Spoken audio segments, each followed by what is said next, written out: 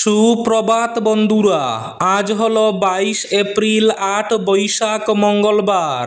আজকের সকালের বিশেষ বিশেষ খবরগুলি হলো: কংগ্রেস লুঙ্গির প্রতীক চিহ্ন নিলে বিজেপিরও পদ্মের পরিবর্তে নাথুরাম গডসের বন্দুককে প্রতীক চিহ্ন করা উচিত, বললেন ভূপেন বরা।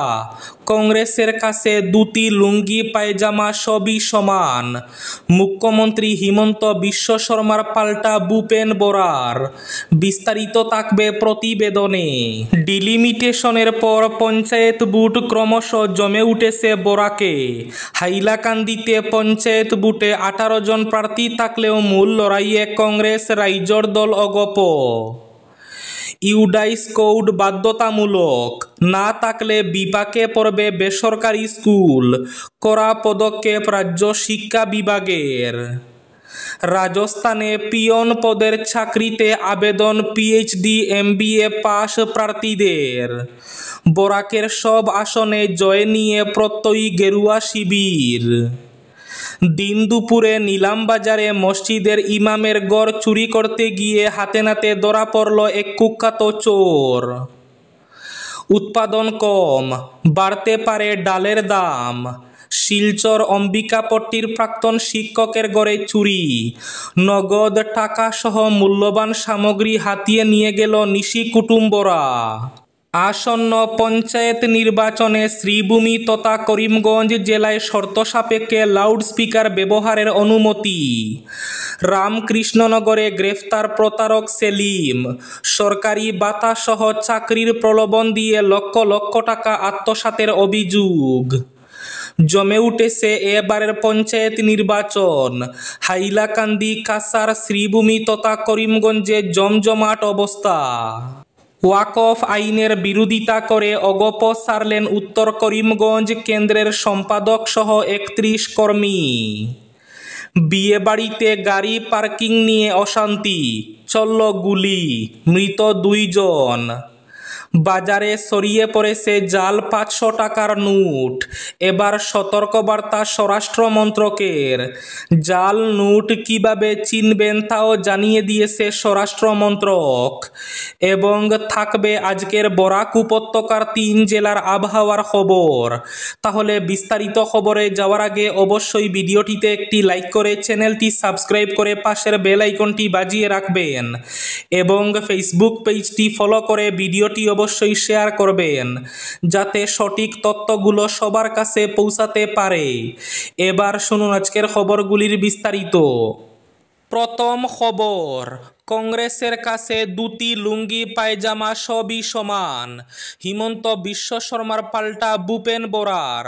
মুখ্যমন্ত্রী হিমন্ত বিশ্ব শর্মা সোমবার উজান অসমে পঞ্চায়েত নির্বাচনের প্রচারে গিয়ে কংগ্রেসকে কটাক্ষ করে তাদের প্রতীক চিহ্ন পরিবর্তনের জন্য বলেছিলেন। তিনি বলেছিলেন কংগ্রেসের প্রতীক চিহ্ন হাতের বদলে লুঙ্গি হওয়া উচিত। এ নিয়ে তীব্র প্রতিক্রিয়া ব্যক্ত করেছেন প্রদেশ কংগ্রেসের সভাপতি ভূপেন বরা।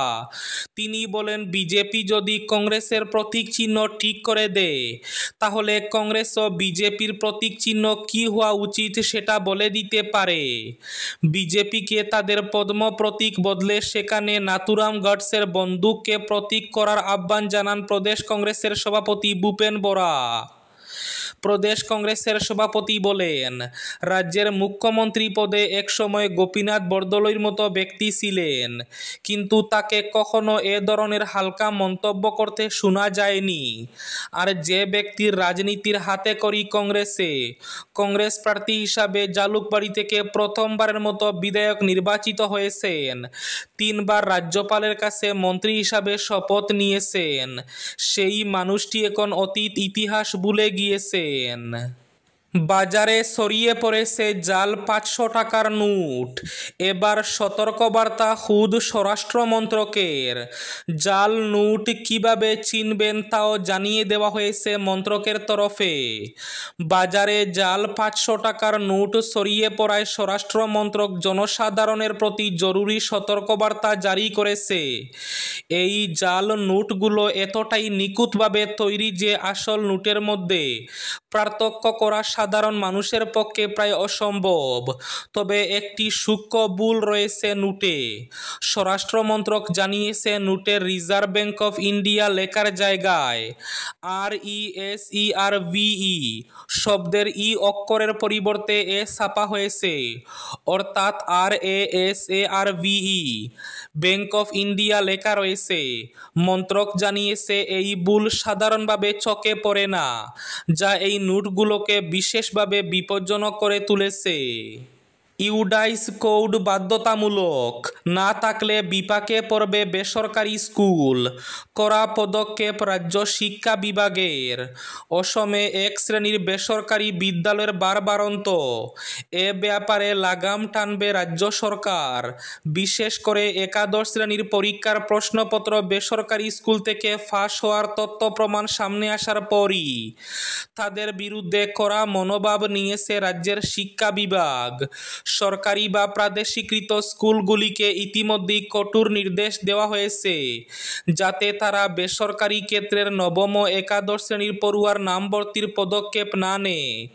এবার ইউডাইস কোড নেই এমন স্কুলের ক্ষেত্রে কড়াকড়ি করছে শিক্ষা দফতর। একাদশ শ্রেণীতে নাম ভর্তির জন্য ইতিপূর্বেই খোলা হয়েছে দর্পণ পোর্টাল। এই পোর্টালে নাম ভর্তির সময় স্কুলের ইউডাইস কোড উল্লেখ করাটা বাধ্যতামূলক।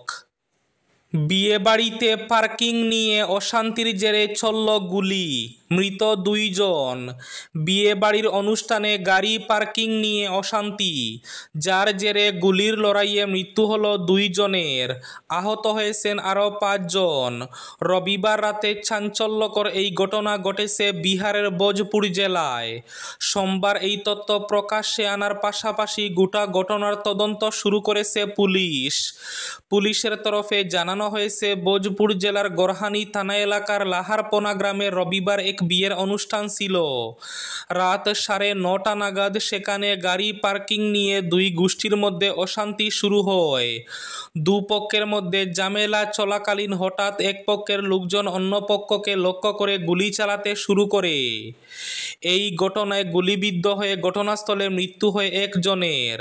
অন্যজনকে তড়িঘড়ি হাসপাতালে নিয়ে যাওয়া হলেও চিকিৎসা চলাকালীন তার মৃত্যু হয়। মৃত ওই 2 জনের নাম লবকুশ ও রাহুল। আরও 5 জন গুলিবিদ্ধ অবস্থায় ভোজপুর জেলা সদর হাসপাতাল এবং আরআর হাসপাতালে একটি চিকিৎসাধীন রয়েছেন। গোলাগুলির খবর পেয়ে দ্রুত ঘটনাস্থলে পৌঁছায় পুলিশ। মৃতদেহ দুটি ময়না তদন্তের জন্য পাঠানোর পাশাপাশি গোটা ঘটনার তদন্ত শুরু করেছে। শ্রীভূমি তথা করিমগঞ্জ জেলায় শর্ত সাপেক্ষে লাউডস্পিকার ব্যবহারের অনুমতি। আসন্ন পঞ্চায়েত নির্বাচনে শ্রীভূমি জেলায় জেলা পরিষদ ও আঞ্চলিক পঞ্চায়েত সদস্য পদে প্রতিদ্বন্দ্বী প্রার্থীদের কিছু শর্ত সাপেক্ষে মডেল কোড অফ কন্ডাক্ট বা MCC সেল থেকে লাউডস্পিকার ব্যবহারের অনুমতি দেওয়া হয়েছে। শর্তাবলীর মধ্যে রয়েছে সব রাজনৈতিক দল, প্রার্থী এবং প্রচারকারীদের রাজ্য নির্বাচন কমিশনের জারি করা মডেল কোড অফ কন্ডাক্ট বা আদর্শ আচরণবিধি কঠোরভাবে মেনে চলতে হবে। এতে ভোর 6টার পূর্বে এবং রাত 10টার পর লাউডস্পিকার ব্যবহার সম্পূর্ণরূপে নিষিদ্ধ। যদি কোনো রাজনৈতিক দল কিংবা প্রার্থী জনসমক্ষে লাউডস্পিকারের মাধ্যমে প্রচার করতে চায় তাহলে সংশ্লিষ্ট কর্তৃপক্ষের কাছ থেকে আগাম অনুমতি নিতে হবে। পাশাপাশি লাউডস্পিকারের শব্দসীমা 10 ডেসিবেলের মধ্যে অবশ্যই সীমিত রাখতে হবে। সেই সঙ্গে মন্দির, মসজিদ, গির্জা, গুরুদ্বার, উপাসনালয় ইত্যাদি ধর্মীয় স্থানে কোনো ধরনের নির্বাচনী পোস্টার, ব্যানার এবং বক্তৃতা করা যাবে না বলে নির্বাচনী আদর্শ আচরণবিধি সেল থেকে জানিয়ে দেওয়া হয়েছে। পঞ্চায়েত নির্বাচনে লঙ্ঘিত হচ্ছে ভাষা আইন। বরাকে ইংরেজি এবং অসমিয়াতেই চলছে প্রশিক্ষণ, নেই বাংলা। মাতৃভাষার স্বাভিমান রক্ষার জন্য দফায় দফায় প্রাণ দিয়েছেন বরাক উপত্যকার মানুষ। এমন নজির পৃথিবীতে দ্বিতীয়টি রয়েছে কিনা তা প্রশ্ন সাপেক্ষ। অথচ পঞ্চদশ শহীদের এ উপত্যকায় প্রায় প্রতিদিনই লঙ্ঘিত হচ্ছে সরকারি ভাষা আইন, পদদলিত হচ্ছে উপত্যকার প্রধান ভাষা বাংলা। খুদ সরকারই মানছে না সরকারি আইন, এমনই অভিযোগ। ভাষা আইন লঙ্ঘনের সর্বশেষ নজির সামনে এসেছে পঞ্চায়েত নির্বাচনে। জানা গেছে, সরকারি কর্মীদের নির্বাচন সংক্রান্ত প্রশিক্ষণে যেসব ফর্ম প্রিসাইডিং অফিসারের ডায়েরি ইত্যাদি দেখানো হচ্ছে সেসবই ইংরেজি এবং অসমীয়াতে, অথচ বরাকে এসব ফর্ম ইংরেজি এবং বাংলাতে হওয়ার কথা ছিল।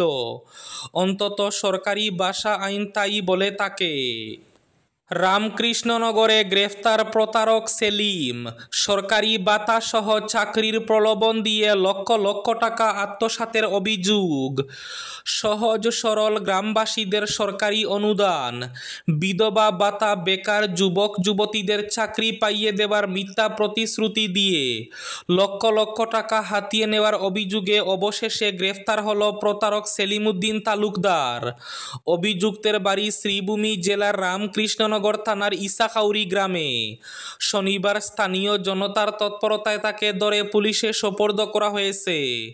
জানা গেছে, সেলিমউদ্দিন দীর্ঘদিন ধরে রামকৃষ্ণনগর এবং আশপাশ গ্রামের বিকলাঙ্গ, বিধবা সহ বেকার যুবক যুবতীদের লক্ষ্য করে প্রতারণা করত। বিভিন্ন ভাতা এবং চাকরি পাইয়ে দেওয়ার নামে মোটা অঙ্কের টাকা হাতিয়ে নেওয়ার একাধিক অভিযোগ তার বিরুদ্ধে জমা পড়েছে। বিশেষ করে সমাজের পিছিয়ে পড়া এবং আর্থিকভাবে দুর্বল শ্রেণীর মানুষদের টার্গেট করে সে মিথ্যা প্রতিশ্রুতি দিত। প্রতারণার জন্য সে কখনো সরকারি প্রকল্পের নাম ব্যবহার করত, কখনো আবার এক বেসরকারি সংস্থার নাম ভাঙিয়ে টাকা আদায় করত। দিন দুপুরে নিলামবাজারে মসজিদের ইমামের ঘরে চুরি করতে আসা এক কুখ্যাত চোরকে হাতে নাতে পাকড়াও করে পুলিশের হাতে সমঝে দিয়েছেন স্থানীয়রা। ঘটনাটি ঘটেছে সোমবার সকাল আনুমানিক 8টা নাগাদ নিলামবাজার মার্কেট এলাকায়। জানা গেছে, নিলামবাজার নতুন জামে মসজিদের ইমাম প্রতিদিনের মতো এদিন সকালে নিজে থাকার ঘরটি তালা মেরে সকালের চা নাস্তা করতে বাজারে চলে যান। কিছু সময় পরে ঘরে এলে ভেতরে শব্দ শুনতে পান। একটু এগিয়ে ঘরের দরজার তালা ভাঙ্গা সহ দেওয়ালের একাংশ ভাঙ্গা দেখে স্থানীয় দোকানদারদের বিষয়টি জানান। এদিকে এ ঘটনার পর স্থানীয়রা ঘটনাস্থলে এক যুবককে সেখানে দেখতে পেয়ে হাতে নাতে পাকড়াও করে বাইরে নিয়ে আসেন এবং নিলামবাজার পুলিশে খবর দেন। পুলিশ ঘটনাস্থলে পৌঁছে যুবককে আটক করে থানায় নিয়ে আসে। জানা গেছে, ধৃত যুবকের নাম লহর শব্দকর। নিলামবাজার থানাধীন চাঁদবাড়ি গ্রামের বাসিন্দা লিপটু শব্দকরের ছেলে। রাজস্থানে পিয়ন পদের চাকরিতে আবেদন পিএইচডি এমবিএ পাস প্রার্থীদের। আগামী এক দশকে হয়তো আর্থিক বৃদ্ধির লক্ষ্যমাত্রা পূরণ করবে দেশ, কিন্তু সেই লক্ষ্যমাত্রা পূরণ হলেও মিটবে না দেশের বেকার সমস্যা, দাবি করা হয়েছে সিটি গ্রুপ আইএনসি এর একটি রিপোর্টে। সেই সমীক্ষক সংস্থা বলছে, দেশের আর্থিক বৃদ্ধির হার 7% হলেও বেকার সমস্যা সমাধান সম্ভব নয়। এবার সেই সমস্যার ছবি ধরা পড়ল রাজস্থানে। চতুর্থ শ্রেণী পদের শূন্যস্থানে 53,749টি। তার জন্য আবেদন জমা পড়েছে 24,76,000 জনের। কর্মহীন শিক্ষিতের ভয়াবহতার শেষ এখানে নেই। আবেদনকারীদের মধ্যে রয়েছেন প্রচুর সংখ্যায় পিএইচডি, এমবিএ এবং আইনে স্নাতক যুবক যুবতীরাও। এমনকি যারা সিভিল সার্ভিসেস পরীক্ষার প্রস্তুতি নিচ্ছেন তারাও পিয়ন পদে আবেদন করেছেন। উৎপাদন কম, বাড়তে পারে ডালের দাম। স্বাভাবিকের চেয়ে কম এলাকায় হচ্ছে চাষ, ফলে উৎপাদন হবে কম। আগামী দিনে বাড়তে পারে ডালের দাম, বিশেষত মুগ ডাল। সরকারি তথ্যে সেরকমই ইঙ্গিত। কৃষি মন্ত্রক সূত্রে জানা গিয়েছে, গ্রীষ্মের এই সময়ে 18.95 লক্ষ হেক্টর জমিতে সাধারণত মুগ ডালের চাষ হয়, কিন্তু এবার তা হচ্ছে 10.9 লক্ষ হেক্টর জমিতে, অর্থাৎ প্রায় 8 লক্ষ হেক্টর এলাকা কম। অন্যদিকে গ্রীষ্মের এই সময়ে ধান চাষের এলাকা বেড়েছে। স্বাভাবিক নিয়মে এই সময়ে 30.79 লক্ষ হেক্টর এলাকায় ধান চাষ হয়, এবার তা হচ্ছে 31.5 লক্ষ হেক্টরে। ফলে আগামী দিনে চালের উৎপাদনে টানাটানি হবে না। শিলচর অম্বিকাপট্টির প্রাক্তন শিক্ষকের ঘরে চুরি, নগদ টাকাসহ মূল্যবান সামগ্রী হাতিয়ে নিল নিশি কুটুম্বরা। মাঝরাতে জানালার শিক ভেঙে ঘরে ঢুকে লক্ষাধিক টাকার সামগ্রী হাতিয়ে নিল চোর। অম্বিকাপট্টির বাসিন্দা তথা অদরচাঁদ স্কুলের প্রাক্তন শিক্ষক তপন রায়ের বাড়িতে এই চুরির ঘটনা ঘটে। প্রাক্তন শিক্ষক তপন রায় জানান, রবিবার সকাল 5টায় ঘুম থেকে উঠে দেখেন তার ঘরের জানালার শিক ভাঙা, খোলা রয়েছে আলমারি। আলমারির অনেক সামগ্রী ছড়িয়ে ছিটিয়ে পড়ে রয়েছে মাটিতে। এছাড়াও হাতিয়ে নিয়ে গেছে দীর্ঘ 50 বছর থেকে একটু একটু করে তার ও তার বাবার জমানো 70,000 টাকা। এতে রয়েছে 14টি 500 টাকার নোট সহ 10 টাকার নোট। পাশাপাশি দীর্ঘ বছর থেকে তপন বাবুর সংগৃহীত বিভিন্ন দেশের স্টাম্প সহ কারেন্সি নিয়ে গেছে চোর। পাশাপাশি ঘরের এক কোণের দেওয়ালে টাঙ্গানো ছিল তপন বাবুর বাবার কোট। কোটের পকেটে ছিল কয়েকটি মানি ব্যাগ, এতেও ছিল বেশ কিছু টাকা। ওই টাকা হাতিয়ে ব্যাগগুলো নালায় ফেলে গেছে চোর। তবে এটি একজনের কাজ নয়, চোরের দলে কয়েকজন ছিল বলে সন্দেহ তার। আজকের বরাক উপত্যকার 3 জেলার আবহাওয়ার খবর। আজ বরাক উপত্যকার 3 জেলার আকাশ মেঘলার পাশাপাশি পুরো দিন ঝিরিঝিরি বৃষ্টি থাকার পূর্বাভাস। শিলচর কাছাড়ে আজ সর্বোচ্চ তাপমাত্রা থাকবে 28 ডিগ্রি সেলসিয়াস এবং সর্বনিম্ন তাপমাত্রা থাকবে 19 ডিগ্রি সেলসিয়াস। শ্রীভূমি জেলায় আজ সর্বোচ্চ তাপমাত্রা থাকবে 28 ডিগ্রি সেলসিয়াস এবং সর্বনিম্ন তাপমাত্রা থাকবে 18 ডিগ্রি সেলসিয়াস। হাইলাকান্দি জেলায় আজ সর্বোচ্চ তাপমাত্রা থাকবে 28 ডিগ্রি সেলসিয়াস এবং সর্বনিম্ন তাপমাত্রা থাকবে 19 ডিগ্রি সেলসিয়াস। এবার শেষ খবরটি। ওয়াকফ আইনের বিরোধিতা করে অগপ সারলেন উত্তর করিমগঞ্জ কেন্দ্রের সম্পাদক সহ 31 কর্মী। ওয়াকফ আইনকে কেন্দ্র করে পঞ্চায়েত নির্বাচনের প্রাক মুহূর্তে ধাক্কা খেল শাসক দল বিজেপির শরিক দল অসম গণ পরিষদ। রবিবার উত্তর করিমগঞ্জ কেন্দ্রের কমিটির সম্পাদক তথা প্রাক্তন জেলা সংখ্যালঘু সভাপতি ইউসুফুর রহমান সহ এক জাক অগপ দলের নেতাকর্মী ওয়াকফ সংশোধনী আইনের বিরোধিতা করে দল থেকে পদত্যাগ করলেন। যে দল ওয়াকফ সংশোধনী আইন সমর্থন করে সেই দলে থাকা যায় না বলে মন্তব্য করে 31 জন পদাধিকারী একসঙ্গে দল থেকে ইস্তফা দিলেন। এই ছিল আজকের সকালের বিশেষ খবরগুলি। ভিডিওটি অবশ্যই লাইক করে শেয়ার করে দেবেন।